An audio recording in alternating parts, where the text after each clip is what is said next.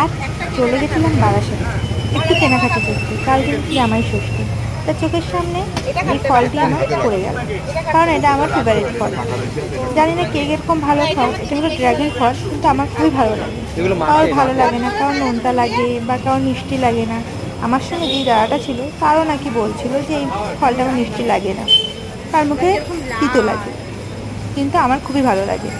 আমার তো জিভ লক লক লক লক করছিল খাওয়ার জন্য। তা আমি খেয়েও ছিলাম একটা কেটে, আর একটা আমার দিদির জন্য নিয়েছিলাম। সে আবার বলছিল যে এই বীজ দিয়ে গাছ হয়। হ্যাঁ, আমিও গাছ করেছিলাম, কিন্তু গাছ হবে ফলের আশায় বসে থাকো, গাছ বড় হওয়ার আশায় বসে থাকো, কিন্তু গাছ আর বড় হয় না। আমার এই নিয়ে 3-4 বছর হয়ে গেল, এই গাছটা আমার বড়ই হলো না আর খাওয়া হলো না।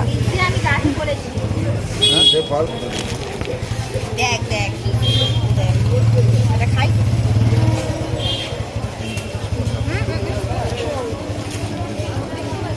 মরা তুমি বড়টা নিচে দেখো। এটা নেবো। হ্যাঁ মিষ্টি করে মিষ্টি না। মিষ্টি 90